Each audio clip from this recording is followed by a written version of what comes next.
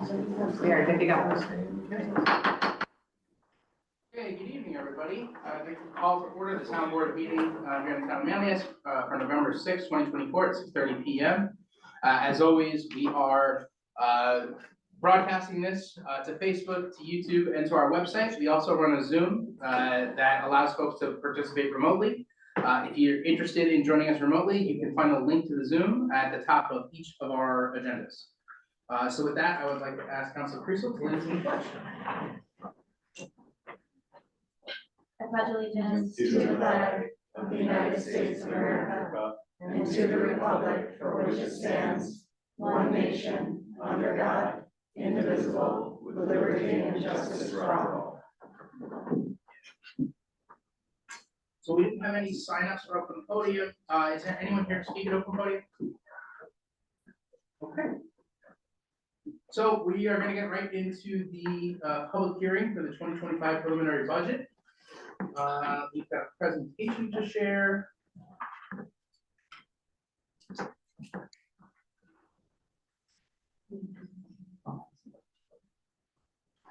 Any chance you're here to speak at open podium? No.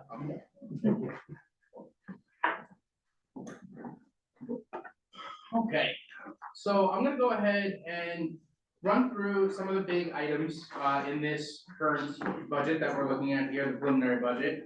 To just kind of add some context to how each of the funds are growing, why they're growing, things like that.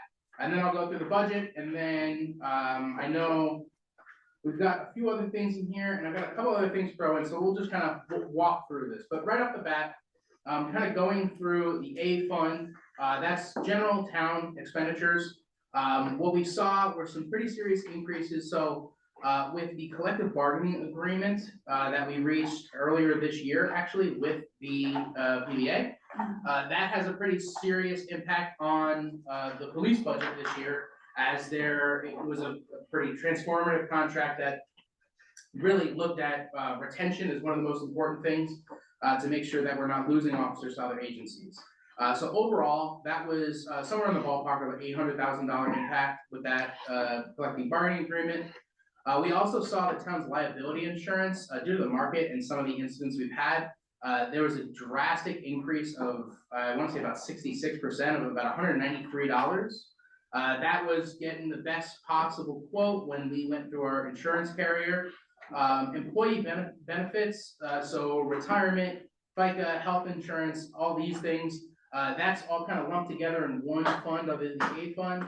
And so we saw an actual $500,000 increase there. A large part of that is from the retirement that we're paying up for our police officers, but then also health insurance went up a pretty significant amount at about $200,000. Let's see, in the supervisor's budget, we do have the addition of, the filling of the assistant position that's in this budget now. From the building section of the budget, we do have IT costs that continue to go up. And then we do have a piece of infrastructure here in traffic control. So something that a lot of folks don't know is that the town is responsible for a number of the crosswalks, as well as the crossing guards by a number of our schools, just as per state law.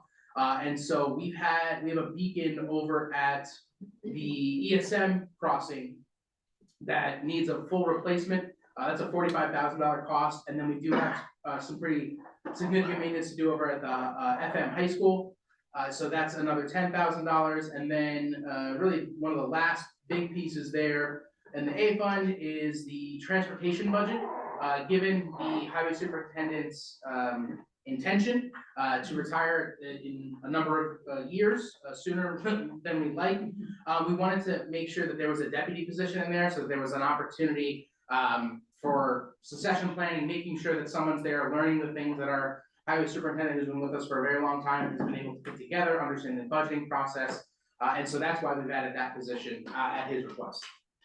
And then as we move into other parts of the budget, the B fund was which is mostly just planning and development. These are costs that are only paid for by folks that live outside of the villages. We had some increases there, but we do have revenue from a pretty big project that's slated for this year that was able to offset a lot of those increases there. And then in the DA and DB funds, so these are the highway funds. DA is for snow removal, DB is for general repairs and and road maintenance. We do have a new collective bargaining agreement that was in the 2024 budget, but it continues to show up here for some increases there. And then across the board, we received, after the annual financial report last year, we received some guidance from the comptroller's office.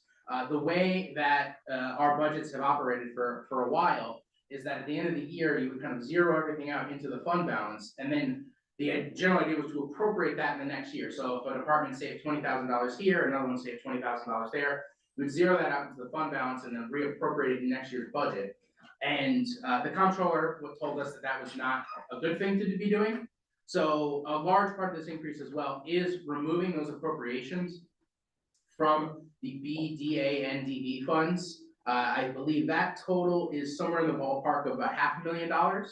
And then in the A fund, we do have a much larger rolling appropriation that happens every year. And so what we did there was we reduced it by 20% with the intent to continue reducing it by that same 20% every year moving forward, to kind of soften some of the impact of that. And with that comes some of the accounting practices that we're taking on where, rather than zeroing things out to the fund balance, at the end of the year, we'll have a significant number of budget modifications, transfers, and then in the new year, encumbrances into the 2025 budget for any of the money that was saved in this year to help offset costs in the next year. So that's kind of my spiel. Trying to see if I had anything else that was really big in there. Okay, so I'll go through the presentation now. So you can see here that the overall town budget, how everything is allocated. So you'll see here, police is a $7 million piece. Town hall services, that does include employee benefits for all of our officers. It's just a little easier to show it this way. It's roughly the same to the police department. And then you've got fire and EMS in yellow or in orange there, almost $5.75 million. You also have highway, so that's paying for all our snow plowing, paying for all the highway workers that we have, as well as all the maintenance that they do in various areas of drainage and road repair throughout the year. And then you do have trash and brush, which is our Syracuse Haulers contract. And so something that we'll kind of see throughout this presentation too is that top left aqua color and the orange color, those are easy to think. So they're special districts, and in a lot of ways they're pass-throughs. So the town does not provide trash and brush services. We contract with Syracuse Haulers, who then provides that service, and we are simply collecting that fee from all of our residents. And then for fire and EMS, that is the Fayetteville, Manlius, Manoa, and Kirkville fire departments. And so those budgets are set by those other municipalities, in Kirkville's instance, the fire district. And those costs are presented to us. And while we have had conversations about certain increases over time, it's really a cost that's given to us, and it's not really something that we have an opportunity to negotiate on.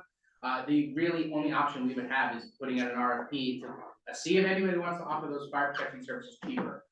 Given that the villages are protecting their surrounding areas, it's not likely that would be a very productive conversation. So here we can see a sample tax bill for $300,000 assessed home. This is unofficial. These are rough numbers based on the budget, but you can kind of see how town hall services, including all those employee benefits, which are a total of $4 million, are there up top. And then right after that, you have all the police. So that's going to be equipment costs, vehicle costs, and also personnel costs. Then you'll see highway there, and then the trash district, the brush district, and then the fire protection district. I think this is an average is how we work this out. So you'll see at the end, your total tax bill from the town. Obviously, this is not going to reflect exactly what you see when you come in and pay your taxes in January. You get that bill in January, because that's going to include your county taxes. That's going to include your county water, things like that. So just as a kind of a jumping off point to contextualize the slides as we move through. So again, the way our budget is organized is we have 4 different main funds. The A fund and the DA fund are going to be for town-wide. So this is a funds that every taxpayer in the town pays into. And then you'll see over there on the part town, this is where the folks that live in the villages do not pay for these services, because the villages provide those services to their own residents. And that's the B and the DB fund. So the A fund and the B fund kind of are your overall budget, whereas the DA and the DB are highway specific. So special districts, touch on this a little bit. There's a number of different special districts. The biggest ones that you're going to know about are your drainage districts, your fire districts, trash and brush. There's some sewer districts, water districts. There's a lot of different pieces in there, and these are all separate, completely separate funds that levy taxes for the maintenance of that district from residents of that district. And then all of the levy taxes pay for the services that are provided for that specific district. So here you can see the total town budget again, with some numbers here on the right. It's just a little bit of a breakdown by department, so it's a little easier to understand, and a breakout of all those special districts. Then you'll see town hall services again. The vast majority of town hall services are employee benefits. Like I said before, that's health insurance, that's retirement, which is a large portion of our budget because we have so many employees that are in that retirement system, and also that take the health insurance benefits we offer. And you can kind of see how it breaks down relative to everything else. Buildings and IT, our IT budget is large. We work with a group called Garum. They have been a phenomenal partner in servicing the town. We have had some conversations about bidding that out and possibly maybe looking at doing that next year. Then after that, you'll see recreation. An important part of our recreation is they do have a significant amount of revenue that does offset a good chunk of those costs. And then in the supervisor's office, you'll have myself, town manager, deputy town manager, and my assistant, as well as some of the contractual things that we're doing, assessors, and so on and so forth as you move through that town hall services. So this is the complete town-wide budget in the A fund. And so you can see here, as we add in police, you kind of get that 50-50 ratio that makes up that total of the A fund.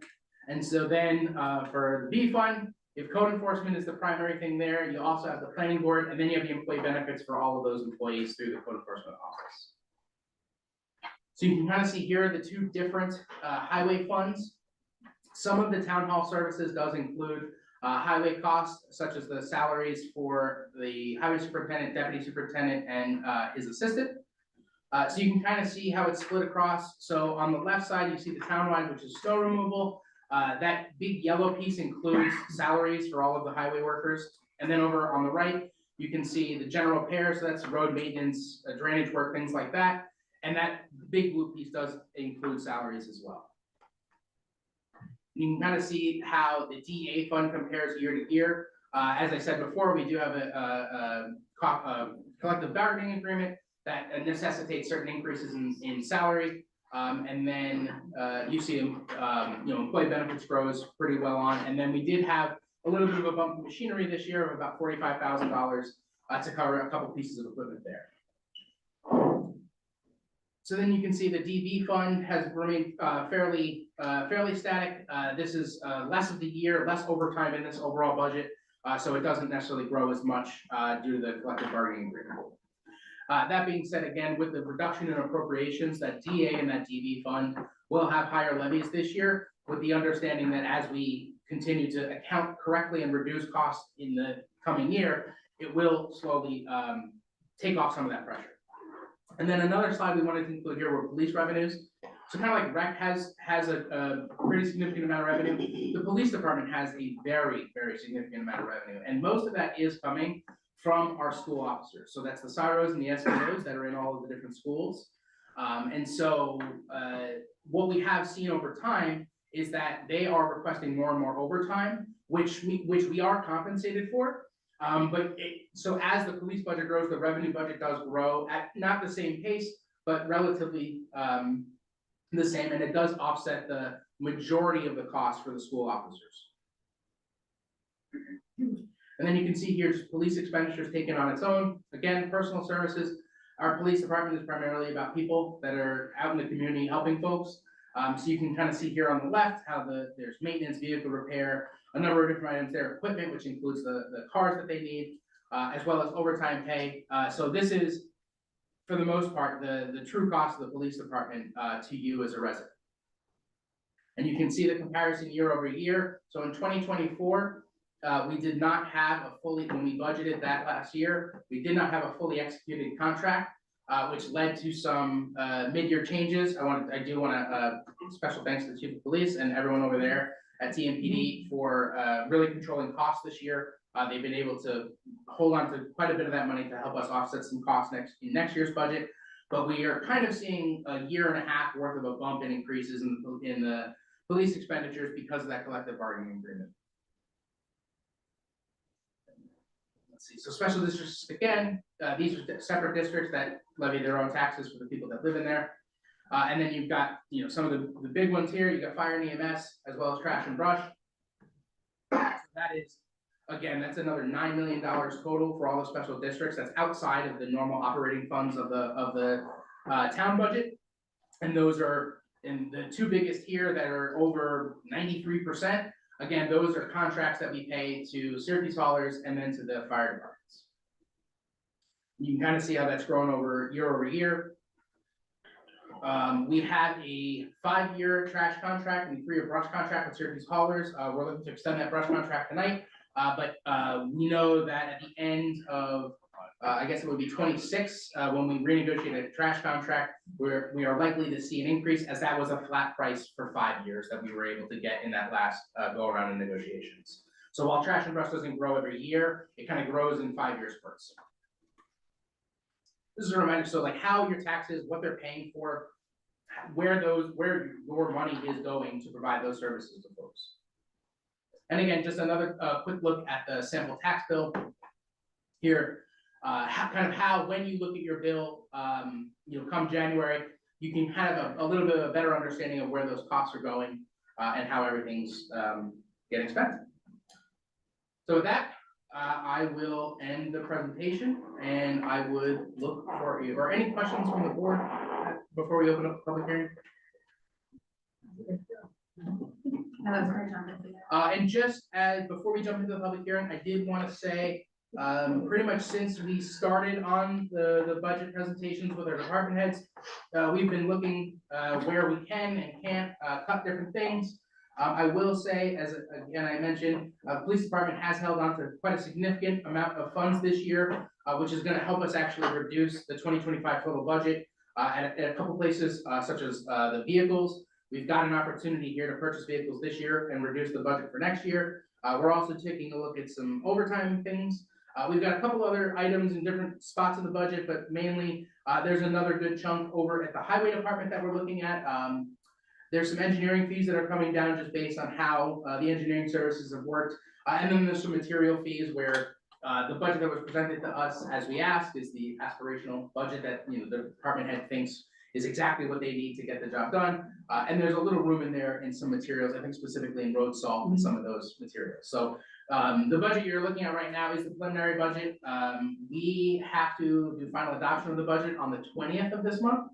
And what you'll see is we will have the same preliminary budget presented, as well as will be a final budget, and then there'll be a series of changes from the preliminary to the final.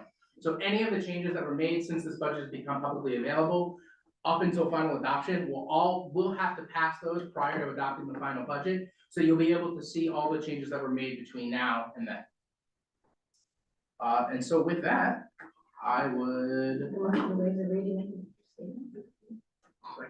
Was that a motion to waive the reading of the public notice? Yes, that would be what it is. All those in favor? Aye. Opposed? Okay, motion carries. And a motion to open public hearing. So I'll make a motion to open the public hearing. Okay, all those in favor? Aye. Opposed? Okay, motion carries. So anyone either of you in the first row would like to make a comment? Okay, second row, starting from the windows. Hello. I'm Manlius. Good evening. I just wanted to make a public comment on this budget. I do not support the increases in the 2025 budget. I also did not support and did not vote on the 2024 budget last year, the final budget last year, as I did not support the 9% increase in expenses from last year.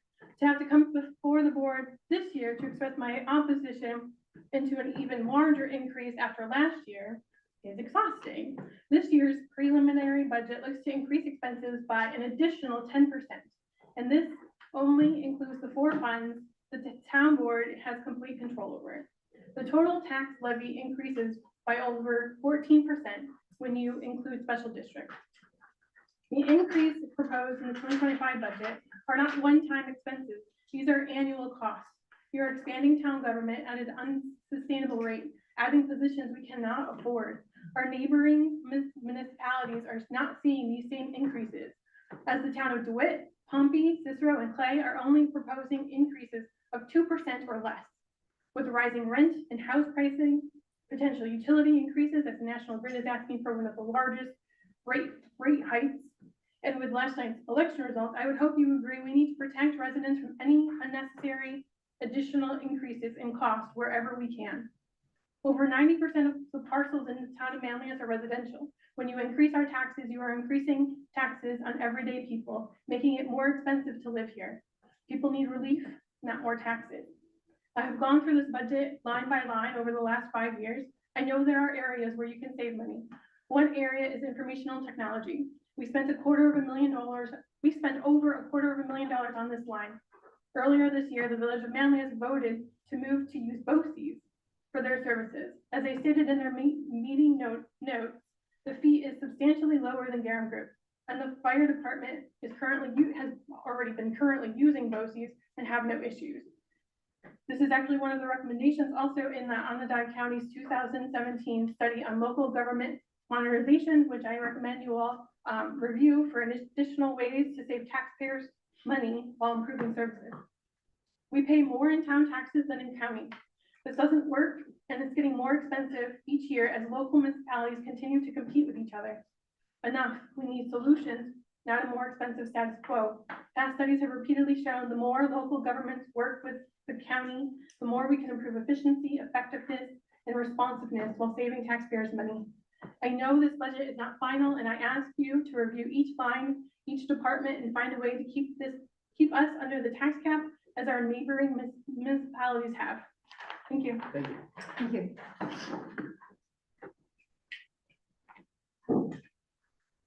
Matthew Denton, I'm a Manlius resident. I didn't prepare any remarks tonight because I've sent multiple emails to all the counselors asking for how you plan to reduce our property tax this year after seeing the second version of the tentative, and now this inflated preliminary budget. And I want to make it clear that, like I stated in my emails several times, that this is a budget that you have full control over. The PBA agreement is a collective bargaining agreement that you all participated in and agreed to. You knew what those ramifications were, and if you did not, that's still on you, that's the cost that it's having on residents. But it's also not correct to have something state that that is the cause of that whole 800K jump. You can see in the presentation given that there's a $600,000 for employees that's jumped in costs. And I believe that is because there's additional two positions that you are trying to add to the police department. So same thing with the insurance hikes. Yes, there was a liability hike, but your insurance hikes is not just, it went up, it's you're adding positions and now you're paying insurance on it. So this budget is something that you are choosing to do. You are choosing to levy an additional $3 million on this community in the next year. That's your choice.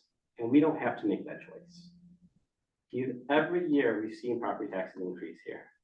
Last 5 years, I showed a couple weeks ago, it was $4.5 million that we increased in expenses over 4 years. This is 5 years now.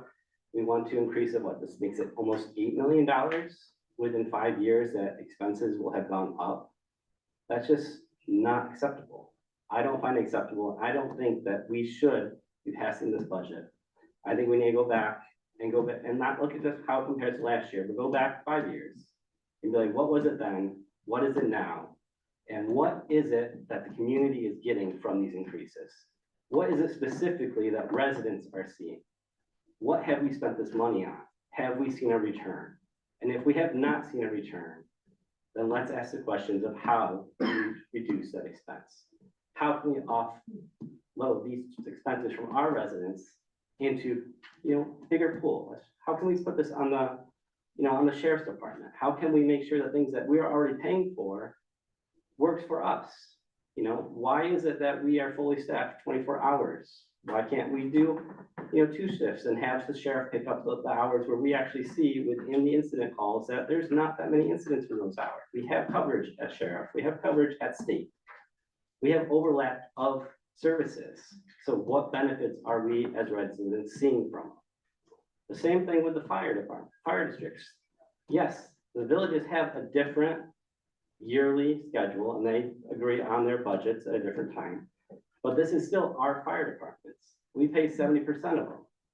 We control the budget on these. We have a say on whether or not we say yes or no to them. We can then choose as a town to say, hey, we do want to have more say in this. We can participate in those budgets. And yes, it's on the residents to speak up, but it's also on our elected representatives to make those statements as well.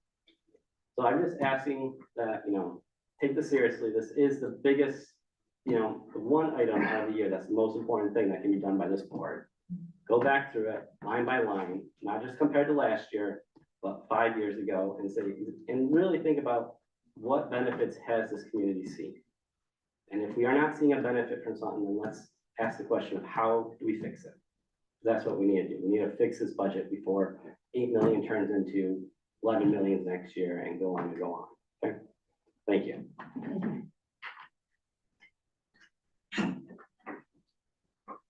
No, you missed me. Craig Dudzak, and I'm in the town. I didn't prepare any remarks and I didn't review budget before the meeting because I couldn't find it. And perhaps this was up somewhere when I clicked on the link that was in the preliminary No, things. this was not on this. The website yet. presentation wasn't, no. Yeah, that's part of the problem, because it's too much in a short period of time.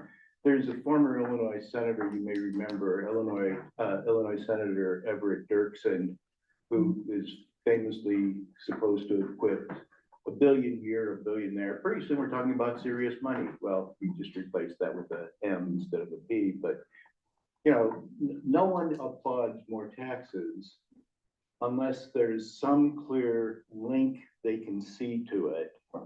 And the problem is, in recurring expenses, those aren't obvious. It's not necessarily we see another police car, another police officer, another fire truck, or whatever else. And so then the question is, are there things you do have control over? And I guess I'll echo Mr. Denton in saying, it's the responsibilities on you to try to find those. I had a question that occurred in my mind as you were talking about a transitional person for the highway department, which makes some sense. But then the question in my mind is, does that become a permanent position? In other words, if you want to hire somebody so that you can ease the transition to a person who may well become the next highway superintendent, should that be a line item in the budget in perpetuity, or is that something that you might consider only doing in the short term so that you don't have that, line item continuing on? And the same thing may be true for some other items. So again, I didn't have a chance to look at this in detail. I expressed the same concern probably that every citizen has. If there's going to be increases, make it more obvious as to what we're getting for it. And I'll just say from the presentation, it's not apparent. So thank you. Do you want to make a comment? Third row? No, thanks, Matt. Okay, do we have anybody in the Zoom audience who would like to make a public comment? If you do, please use the raise hand function.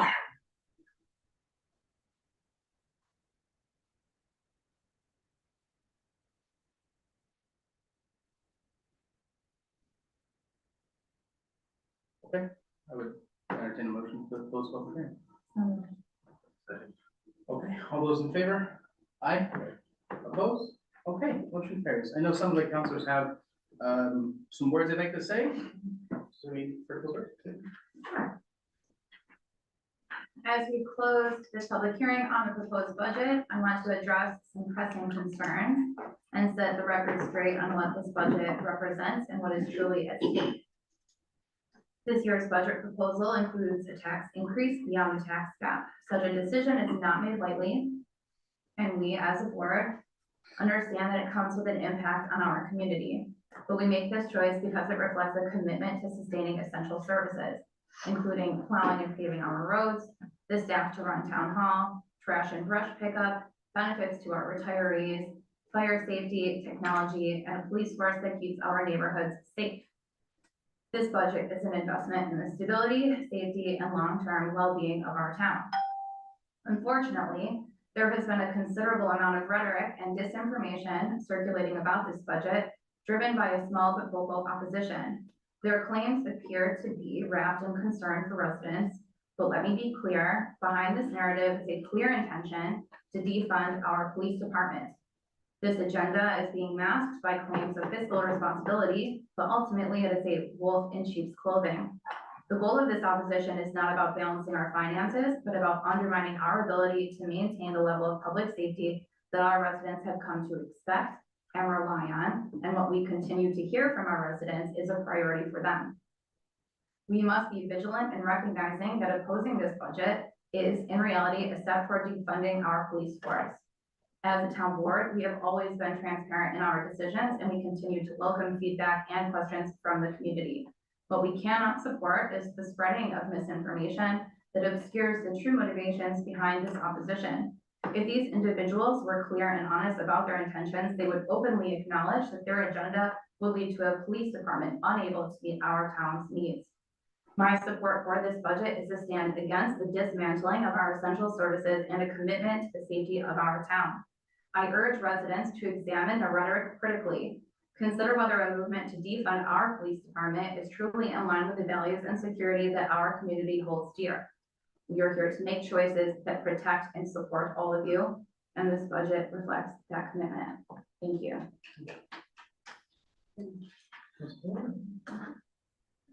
Trying not to be redundant. We've heard from some residents that property taxes are too high in the town of Manlius, and while the town tax is a small percentage of the residents' total annual tax bill, it is still our goal to make sure it is as low as possible while providing adequate resources for town services. A core responsibility of government is public safety, and the town of Manlius has invested in this essential responsibility. The police department was recently reaccredited, which demonstrates to residents that their police agency meets or exceeds the standards of any other local police department in the country. Most towns in Onondaga and surrounding counties do not have police departments. Some towns, such as Salina and Cazenovia, rely on a village police department. Other towns, such as Clay and Onondaga, depend on county sheriffs. Camillus and DeWitt have police departments similar to Manlius. Board members have consistently heard from residents that they like having town police. The police department is expensive. In fact, it is the largest single component of the town budget and therefore the largest component of town property taxes. In addition, the town has 4 fire departments, which was previously discussed: Kirkville, Manoa, Fayetteville, and Manlius. Manoa contracts for EMS, Fayetteville, and Manlius provide EMS. It's important for residents to understand that many jurisdictions, other towns, don't have this kind of EMS that we have. They have an ambulance service that's a private company, or they contract with it, or they have a nonprofit entity like CAVAC or NAVAC that provide ambulance services. Those towns may contribute to those nonprofits, but they do not pay the way that the town of Manlius pays for their EMS. So this is another area where we are different. If you're comparing other town budgets, some towns don't have a police, some towns contract for police, they don't have their own. Some towns don't have that ambulance, or they contract for ambulance, but they don't have the same agreement that we have. So these are ways that the town of Manlius is more expensive than other places. But they're also providing service.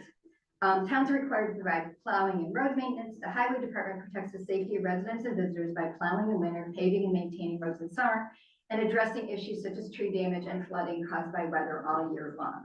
The highway department used to be the largest part of the budget. It's now number 3. Another aspect of public safety and that is less well understood is the codes enforcement. The town maintains a team of staff who inspect new construction, renovations, decks, and pools for structural and fire safety. All commercial buildings are inspected regularly, and the proposed 2025 budget does include a new codes enforcement officer to address the additional work we anticipate with the expansion of the Twin Ponds and the Garden Park apartments. However, as the supervisor mentioned earlier, that the funding for that position will be offset by fees paid by the developers for building in the town. It's important that the Planning and Development Department also oversees the implementation of our comprehensive plan and our climate action plan. While it is a smaller department, it also provides essential protections. And finally, the residents should know that the town has a highly qualified and effective court system. The court is a very small but also important part of providing public safety. Together, these public safety components run about $19 million in the 2025 budget, the largest percentage of the town budget. So we want people to understand when you ask, what are we paying for? We're paying for safety and protection. Thanks for the context. Thank you. Appreciate it. Any other comments before we move on? Yeah, let's make a quick statement, and, I think a true comparison to neighboring towns isn't really apples to apples, it's a little apples to oranges when you consider the amount of, the size of the business districts and the amount of businesses in the town of Cicero, in the town of Clay, and in the town of DeWitt, all three of which have a decent sized industrial makeup to some of their businesses that could offset tax increases to residents. So us being primarily a bedroom community with 90%, single homes, it to provide high services, high quality services, like a fully staffed police department 24/7 that not only looks out for our residents, but makes a high impact to those businesses that we do have and is combating millions of dollars of theft, which keeps those businesses here, which helps to keep the taxes low. Is there something to say about that, as well as the fire and EMS, as Sarah said previously, is community-based fire and EMS services, which come with a cost, and that cost provides for 24/7 coverage, as about 50% of the departments in the town are staffed 24/7 with professional firefighters, supplemented by volunteers, and advanced level EMS providers, paramedic level providers that transport to the hospital. So the goal there is that, within 90 seconds, there's a response. Within 4 minutes, hopefully, depending where you live, there's an ambulance at your door when needed, or accompanied with rescue personnel to allow for life-saving measures, right? There's something to say about that, because in those other towns, they don't provide that level of fire and EMS services. In the town of DeWitt, there's 3 departments, primary departments there. Jamesville does not have staff. They might have a caretaker, which is essentially a janitor who's allowed to volunteer for calls. East Syracuse has had that, is looking now to go towards providing full-time professional staff, and DeWitt's had professional staff. They are a fire district similar to what Kirkville has. We know that Manoa is looking at adding some sort of staffing, whether it starts with caretakers, to ensure that people in that protection district have somebody getting on apparatus, and national response time, getting out the door, similar to what the national response times are, and providing a higher level of service. Those have a cost associated with them, and I can tell you that, this board, and specifically myself and Sarah, met with all of our departments and, went through their budgets line by line, item by item, with full explanation, and there was not a lot of room to say, could you cut this? Could you cut that? Do you think, this is something else we can do next year? They seem to be very responsible with the budgets they put forward, and the amount of money or increase they asked for were very well justified, in my opinion, for the services that they're providing the town. So, that's a statement on the budget where we are now. We're still looking at the budget. We're still gonna go through the budget. We still may see cuts in several places in order to, bring that impact down. But we are working very hard and working very diligently. And I, for one, really appreciate the services that we have here, and I really understand the cost to those services that we have. So, thank you. I'd also just like to add in that there have been some grants that we have received, and with those grants, we do have to account for those in our budgets. For example, the Tree Commission received a $75,000 grant. their budget went from around $5,000 up to $80,000 for the 2025 budget because of that $75,000 grant. That's a one-time expense that will not be carried over year to year, obviously, it will drop back down. But that is a reimbursable type of a grant, so yes, we will be expending those funds out and then being reimbursed for it. But that is a big jump in a budget, I mean, that's over 10 times more than what we usually have budgeted for. There's other grants that we have received too, that have to be accounted for in the 2025 budget that weren't ever expected to be in there. How much did we get for the next round of money we just got? 130,000. Yeah, so they're. That's they're over like- $240,000 right there being added into our 2025 budget that would not have been in our budget had we not received those grants. Those items, I'm not sure how long the NYSERDA grant goes for, but the $75,000 grant from the DEC is a 2-year grant, I believe, so that will be, those funds will be expended by 2026, I believe. And then they'll be removed from the budget. But again, when we receive grants, we're not gonna say, no, we don't want the money. We're gonna take the money when we're gonna budget for it. It's gonna sting at first maybe, but it's gonna allow us to do things that we weren't able to do before. And it's gonna help this town grow and become a better place for everyone in the community to be able to live in. So there are some of those things that are in this 2025 budget that wouldn't have been in there had we not received the grant. So if the tree commission did not get a $75,000 grant, their budget would have stayed at around $5,000. So it's going up on the expenditure side and on the The revenue revenue side. It's going out up and on both. Then once the grant's spent and done and over with, it'll go away unless we get another grant, but that amount will change. But it's money that's coming in and money that's going out. So, but that's a big jump. So there's things like that that we also have to take into consideration as well with this budget. It's not like the tree commission just decided, we're gonna spend $80,000 this year and we're gonna tax the residents to do it. We received a grant. And like Councilor Creasy just said, we received $130,000 from NYSERDA. And I think we, like prior years, we received a grant for those the electric chargers too. Wasn't a significant amount, but we still receive grants and we have to account for them in the budgets. So you'll see things like that reflected in there too, but as other councilors have mentioned, we are working diligently to try to find areas where we can reduce the budget because we also live here too. We don't want our taxes going up that much either. At least I know I don't. I imagine everyone else doesn't either. And we have money coming in from the pilot agreements. We have money coming in from the lease payments on the landfill solar array.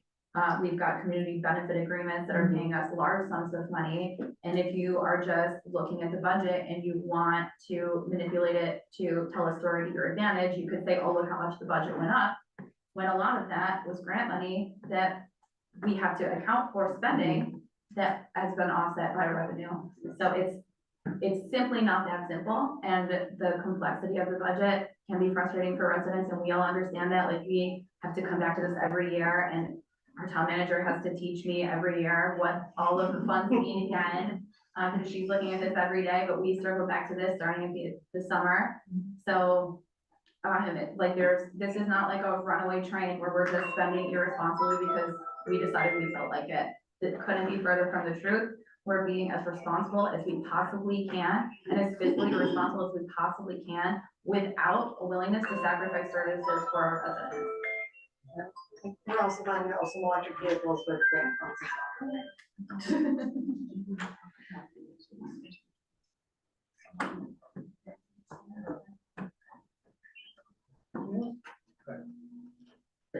Have a comment? We've closed the public hearing. If you'd like to send us a comment, we will happily. I will happily send it. Okay, next up on the agenda, we have the sale of surplus phones from the the police department. Looks like we've got 5 Apple devices that are ready to be sold. So I think we have a motion prepared. Is there any questions on that? Nope, it'll be good if we can get anything for them. Make a motion to declare that the 5 Apple cell phones from the town of Manlius Police Department is surplus to be sold at Buyback Boss, which I'm assuming is an online auction service, at a value of $559. I'll second. All those in favor? Aye. Opposed? Okay, motion carries. Okay, next up, we've got our code enforcement officer, Tom Waitress here, to talk to us a little about, some proposed fee changes. Take it away. Good evening, counselors, Supervisor Beer. So in January, when we do the organizational meeting, we readopt our fees. This is to put it in front of you for review now. So if we adopt it before then or in January, that we're looking at our fees. So the ones that had the one in front of you right now, we'll start with the commercial is being reviewed. We changed that previously to be $10 per thousand construction costs. We've looked at some of the other municipalities around us, City of Syracuse, Town of DeWitt, and looked at and saw where we were and where the expenses happen for a developer, whether it be residential or in a commercial sense, or someone that's a mom and pop trying to start up, and seeing how we can reflect these costs to make sure that the planning and development is covered and that we're moving forward to ensure that we can provide the services that we need for our department. I gave two, a revision for the fee schedule. That is for adding in the ADU for the planning board.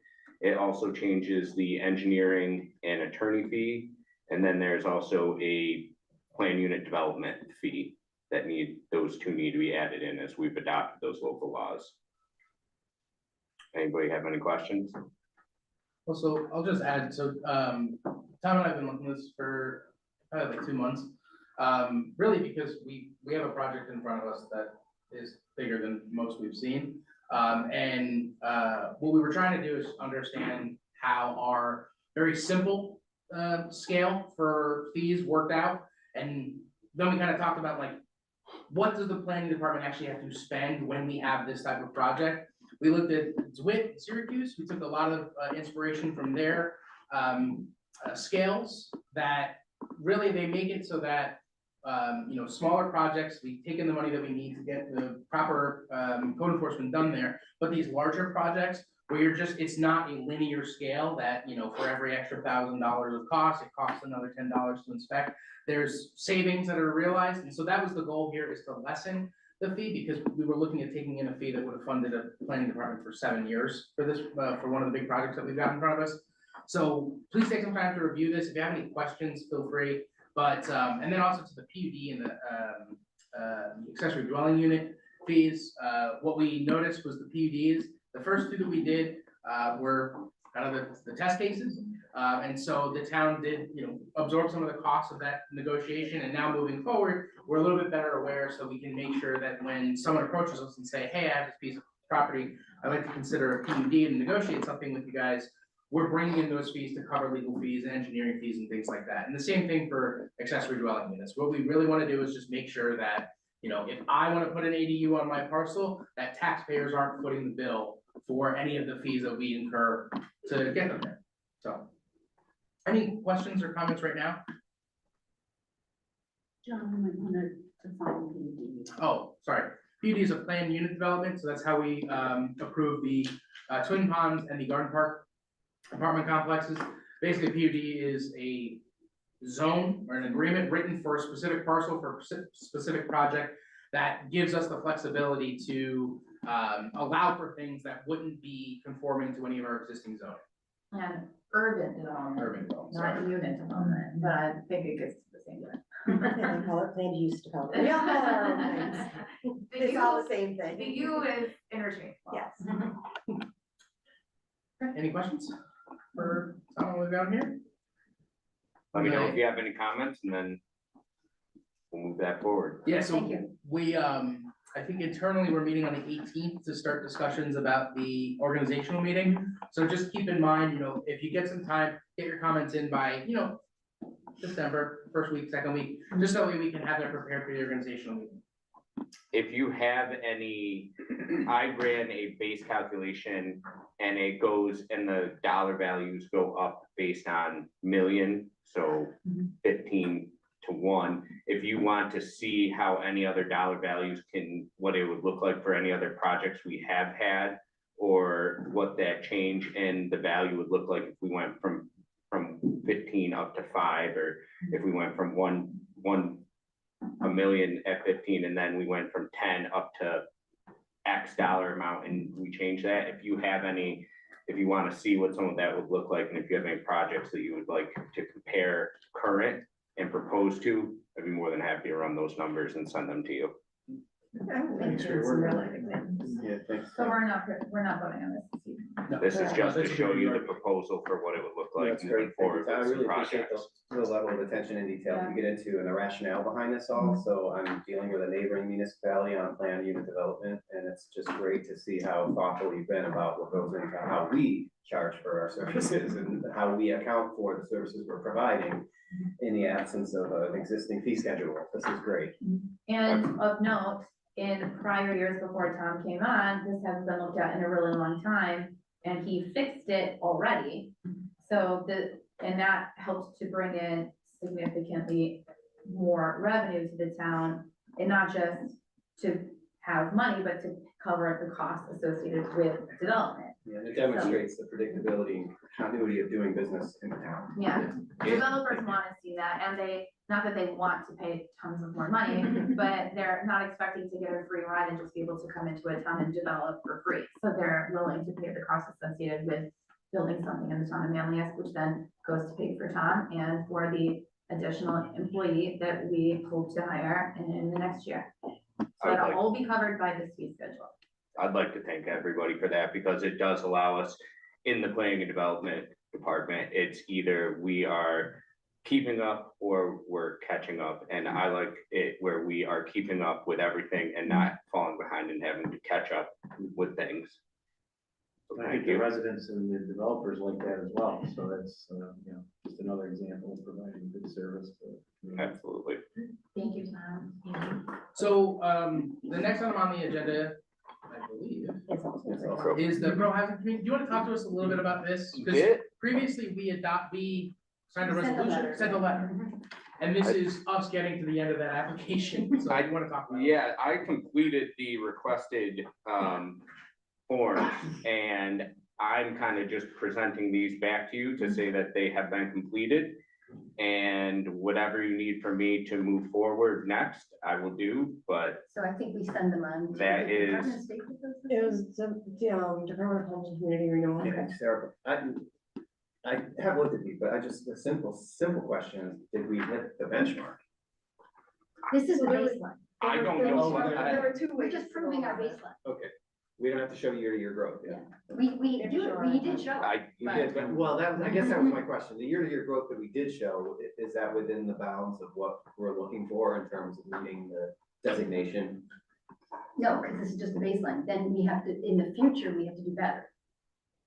So there were two options of what. Yeah, I know. And Why one don't you was that we explain it to said us we like we're in intend. Right, and I knew you were gonna ask that, but I forgot to pull our letter that we sent into them. to see My what understanding was- is that what it to was. demonstrate a rate of development to satisfy the pro-housing community, without, a specific number, like developing, 10, You didn't have to- 150 new yeah. units of housing. Instead, you have to demonstrate it over the A prior percentage, 5 right. years, your growth in residential permit, development has met this number. That was my question. Did the retro analysis trend hit that number? Because you said the number was 1%? I think it had Yeah, to be there at was like least 1%. It seemed to me in my cursory glance that we were close, but not there. those are the numbers that we have, so it's based on when we're submitting and issuing COs for properties. That was kind of one of the things of permit issuance first. If we get So 6 houses 1 year and then only issue Yeah, it's not 5. the permit, it's the certificate. we went with the second option, which was we just had to send in an executed pro-housing community resolution, which we did, and then the zoning map file in a format readable by them, zoning code summary and housing planning and building permit information from prior 5 years. And then as our municipality met the requirements, we were supposed to be uploading them. The other option was, to show that we had growth by 1% in the last year or 3% in the last 3 years for downstate and for upstate, because we're upstate, 1% in the last 3 years. So we didn't do that option, we did the second. Okay, I'm option. glad we didn't, because we didn't hit the percent. Right. Thank you, that we got to my- So, But your memory was correct. That was One more time, what was the second option? The second option was that we just had to do an executed pro-housing community resolution, which we did. We did that, and we sent the cover letter and saying that's the option we were doing. Then we had to send in a zoning map file in a format readable by standard GIS software, which is shapefile. Zoning code summary and a housing planning and building permit information from our prior 5 years. So the zoning code summary is that pretty colored Yep. document, and the Right. regular Excel is the Right. zoning code. So we're done. So we just send it in. So we So sent do we that need stuff an to action HCR. to officially send it in? That's what I'm trying to figure out, like what point we're, I knew that we sent this up into HCR, and then HCR was supposed to send something back saying, okay, here, now do this. So did we get that, now here to do this, and now we're at, this is, here, do this stuff that you This just is what you did. did. So, but then, did they say in that letter what to do once we did that? We have To upload it, do you know where to upload it to yet? I do not know. That's why I'm kind of bringing this back to the board to say that the forms have been completed and that I'll move on to the next step. I've looked at the New York State website. I just want to make sure that we're doing everything appropriately. Right, so my understanding was that when they got our initial application stuff, they would have sent back, okay, we'll accept you, move on to the next step, upload the stuff to here. Where did that email go to? My understanding is this is the response to that is we sent it in, begin the application, we have this homework to do, and now we're submitting that homework to. We can track that. I'm sure we Right. can track it. That's where we have, that's what we have to find out, is where do we upload it to, so So should we authorize tonight to upload this stuff to wherever it goes? if we need to be authorizing it, I mean, we already authorized the whole process of doing it by Okay, and time. then- Yeah, just an update. Thank you for, thank Okay. you and Lisa for all the work, putting it. Yes, Absolutely, yes. yes. That's not Lisa was a small, huge help in putting all the building permits. Yeah. That was all of her, so thank you, Lisa. Also, as a reminder, this program, becoming a pro-housing community, does give us preference for funding with more grants. Like downtown revitalization, New York Forward, which will help with revitalizing their certain areas and moving forward with other projects in our town. Yeah, this is great. Thank you for working on this. So Carrie, there's no action, but do they can follow up action, so we don't. Yes. Yes, because once we get that, then that'll be helpful. I love how we keep turning to our audience to be like, see, we're getting more money. It's awesome. Yes. Okay, so next up, we have set a date for public hearings for a zone change on 7155 Taylor Road. So just as a little refresher, this is a property that no one really knows how it got there, but it's zone CV. It has a single family home on it, attached to septic. They are looking to, I think it's, build a new home on there. And so the issue was we wanted to bring it into conforming zoning with the neighboring properties, which are R3. R3 does not allow for septic services. So basically, we've had to go a little bit back and forth with the resident and try to figure out exactly how they can get what they need. They've gone through a number of hoops to get here, but basically, so rather than leaving it as CV, the goal here now is to move it to RA. So while RA is not R3, which is what all the neighboring properties are, it is a much better neighboring district, or neighboring zone. So that's the intent here. And so unless there's any questions? Just to clarify, we'll change the entire neighborhood or just the lot? No, just that one CV parcel that exists there. Yeah, I've got no problem with that. Great. We have a motion prepared. Did I set the? Yeah, we'll make that motion. Okay. Thank you. I was looking for the, I'd like to make a motion to set a public hearing date for the proposed zone change for the property at 7155 Taylor Road, East Syracuse, from CV to RA on November 20th, 2024 at 6:37 p.m. It's so I'll specific. Very specific, Okay, all those, not a minute later. all those in favor? Aye. All right, who Opposed? seconded that? I did. I got you. Yeah. Cool, so we'll have that hearing in a little bit. So then, next up, the brush contract. So, due to how the Syracuse Haulers contract was negotiated 3 years ago, we have a 5-year trash contract and a 3-year brush contract. And so we're at the end of that brush contract, and I'm seeking authorization to extend that contract as per the agreement, for another year, and we do have another opportunity to extend, for another year.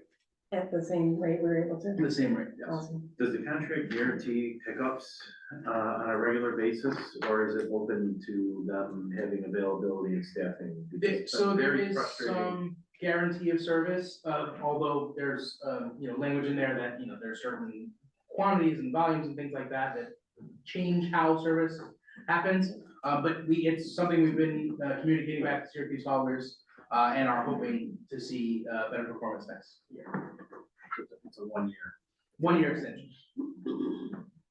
Yeah, I'll make that motion to authorize the supervisor to extend the brush service contract with Syracuse followers through December 31st, 2025. I assume they will accept this Sure. suggestion. I'll second. Okay, all those in favor?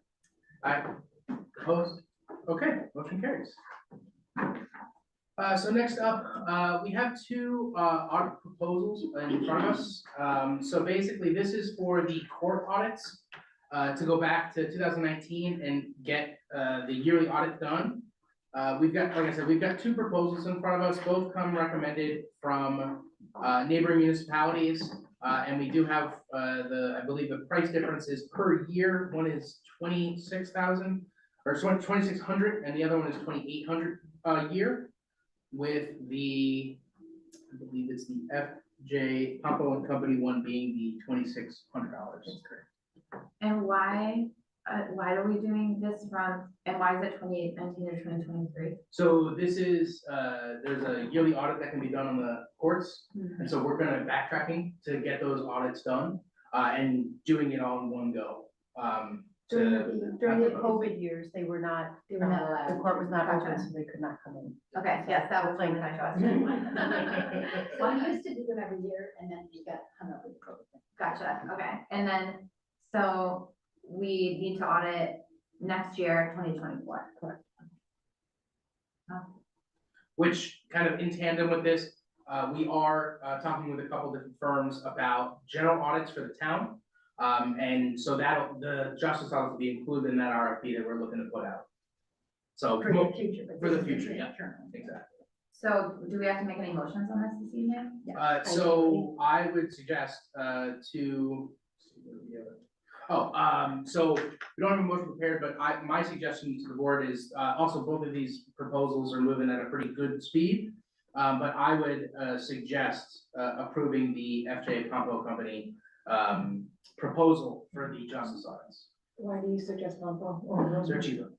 $200. Maybe say this and I missed it. Is this mandated upon us to do it Yes. because we have court? Yeah, so it looks like from this letter, it's the comptroller's requirement. Yeah, and like I said too, I know our town manager as well as the court clerks work with other municipalities to get these suggestions, so these both come recommended from. Thank you. That was my question, because I'm familiar with Bristol St. Moore's and their quality of service and their experience in the municipal space. I wasn't familiar with Pompo, so if they're vetted by our town manager, then I'm comfortable with the cheaper option. So I would make a motion to approve FJ Pompo to provide the justice court audit for 2019 through 2020. Is there any substantive difference between them other than their price? No? You know, it's literally just Yeah. $100 each per. I think that the Pompo one is more of like, we're not gonna do this, we're not gonna do this, we're not gonna do this, we're not gonna do this, whereas the Grossman one was more like less. This is not on us, so to speak, whereas the Pompo one was like, this is not on us with this is not on Yeah, us it with clearly this. states exactly what they will and won't do. Gotcha. With the examination. But I think metrics Grossman are the said same. that too, yeah. Right, And they're right. both just filling out that same form. Right, they're both filling out the same forms, but I mean, I mean, an audit's an audit. right, whereas the Pompo one was like, you're gonna hold us harmless and indemnify us. The Grossman one didn't necessarily say that. You know, I am the liability, Yeah. that kind of stuff, and I'm like, Well, I Grossman mean- didn't specifically spell that out, okay? I'd be happy to second Sarah's motion. And did, the town attorney have a chance to review them? Why don't we subject it to us entering into an agreement with Pompo, because I'm assuming we're gonna need an agreement, so, so send the proposal subject to an agreement being entered into between the town and Pompo and informing acceptable to the town attorney. Do we have to remake the motion or? Let's just edit the motion to reflect. Subject to agreement with form acceptable to town. And I'll second that motion. You got all that here. Yes. Any other discussion? Okay, all those in favor? Aye. Opposed? I can't put on this one. It's, I have to recuse. okay. Perfect. Abstain? Recuse. Ooh, recuse. I didn't even know that was an option. Okay. Your town board, your board of ethics will help you understand. That's right. We will insist that You're- you you're understand. right. Yeah, it's a That's vote. right. We'll insist. Okay. So next up, we have a proposal, from Labella, our engineering firm, for the West Branch Limestone Creek watershed study. I don't know if either of our watershed stewards would like to. have a Sure. later. Yeah, this is a fantastic opportunity to work with our now not so new engineering firm, who helped us secure some grant funding to do this study, which is essentially a climate resilience study, where significant erosion and water flow through the watershed in our area has caused great damage to, has caused great damage, but also threatened catastrophic damage to some infrastructure. That area needs to be studied to protect the town and its municipal assets for the future, because we do know that these heavy rain events are going to continue. This is not an if, it's not an argument. And so let's be smart, let's be prepared. And so this is money well spent on planning what type of resiliency measures we can do. This is not a, as Sarah likes, Deputy Supervisor likes to say, this is not a do the work proposal. This is a study and create possibilities proposal. So with that, I'd like to make a motion to authorize the supervisor to sign the West Branch Limestone Creek Watershed Study Scope of Work Acknowledgement with Labella Engineers. No, second. All those in favor? And then just going along with Alyssa's theme, this is a grant, so we're getting money in and paying it out to the engineer. All those opposed? Motion carries. Okay, next up, we have 2 highway permits. So these are both for National Grid to do some work on, where is it, there, Sunset Drive and Marketplace. Any questions on this? This is pretty standard. Rob sent these over to get our approval, so we can get these permits out. Any questions? Okay, Interesting, the I different thought you sizes meant of that- plants. Sunset in the corner market, I said, where do they intersect? They have 2 separate. Yes, yes. One in north and one in the south. Also, John said Together. market instead of market, and that Oh. kind of bugged me a little bit. Sorry about that. I didn't hear it slow down like that. I heard market. No, it was- go back and watch the replay later. Okay, I'd like to make a motion to sign the town manager's highway department permit for National Grid to install 6-inch plastic valve on an existing 6-inch coated steel, so I guess it's going from steel to plastic. Gas main on Sunset Drive west of Stillwater Terrace. all those in favor? Aye. Opposed? Okay, motion carries. And I make a motion to authorize the supervisor to sign the town manager's highway department permit for National Grid to install 2-inch plastic valve on existing 2-inch plastic main, plastic gas main on Marketplace east of Evans Road. I'll second. All those in favor? Aye. Opposed? Okay, motion carries. Okay, so next up, I know we've discussed this a little bit. We had the table at a previous meeting. But basically, we had some funds to reallocate to, we reallocated for the large scanning project, but also, right now in the planning department, it's a very open concept. There's only one office in there that our town clerk uses. And so, with these funds, our hope is to, find a way to give our code enforcement officer, Tom Poitras, a little bit more privacy, an area to have a private conversation, talk with his employees and things like that. And so what we've got in front of us are 3 proposals with a number of different firms. And I think the suggestion was for Panoyer Builders Inc. So basically the idea here is in that back office where Tom sits now, we're gonna put up a wall that'll kind of wrap around the window there, so that it's a private enclosed space and provide a little extra privacy over there. And so last time we had a couple quotes that weren't necessarily meeting our needs as far as prevailing wage and things like that. We've been able to get a few more in, and my suggestion, based after reviewing these estimates and discussing it with Tom, would be to go with Panoyer Builders. This is, I believe, the cheapest.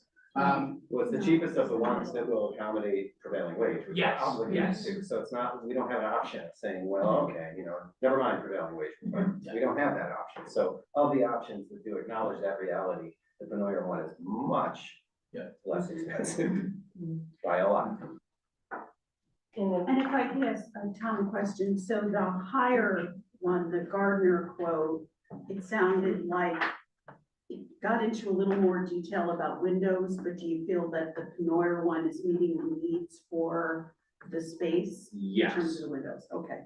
yes, and whether the windows are glass and he brings them in, or the windows are pre-bought and installed, the windows would meet the needs. Essentially, what those windows are gonna allow people to do is when they're looking at, see me in there, and then on the other side, there would be two smaller windows up top to bring sunlight in from that window for the people, or whatever is gonna be in that kind of alcove that is gonna be created on the off side of the office. And this painting is gonna, oh. Be completed by our, Okay, so I saw. by panels of- Chris Pack, our, Yeah, this is to frame everything out. Chris is gonna do a lot of that finishing, Right. he does most of our offices. the only thing that is not in these is IT, which we will have to run through Garum, Right.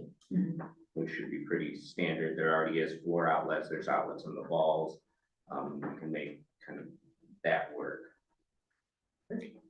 Thanks for creatively working with the restrictions of this building. It did take some time to get, I had quite a lot of people turn this project down due to the size of it and the nature of it, so it was after getting close, but thanks everyone for looking through them, also to make sure that we were doing what was appropriate. You know, proper insurances are being placed and everything. Absolutely. I like how they break it out with their.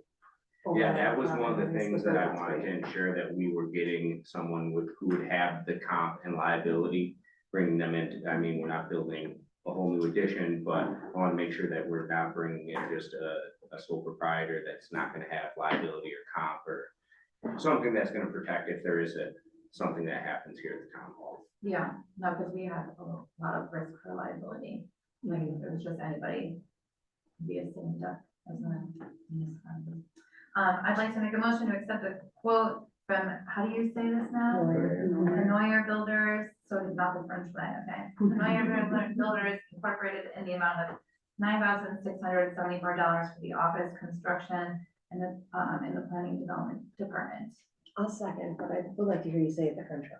Penoyer, there you go. All those in favor? Aye. Opposed? Okay, motion carries. Thank you for giving me that We- opportunity. We are going to be at the 20th meeting, doing a budget transfer to cover this, but we have the proposals ready, so I wanted to get that. Yeah, we can get that going. Okay. So why not now? Yeah. Oh, because we were good. Or so we don't- She has to like, right up. Yeah, we gotta write it. We're trying to move expeditiously. Okay, so any new business, any announcements before we go to the end of the meeting? Approve of minutes. Yeah, go for it. You started it. Okay, I'll make a motion to approve the minutes from the October 23rd meeting of the town board. I'll second. All those in favor? Aye. Opposed? Okay, motion carries. I'd like to make a motion to approve abstract number 21, amount of $923,981.35. The winner is our liability insurance, which we then distributed across the year. Second. All those in favor? Aye. Abstain? Opposed? Okay, motion carries. With that, I look for a motion to adjourn. Motion to adjourn. You second it? I will. All those in favor? Aye. Opposed? Okay, have a good night, everybody. Thank you for being here. And,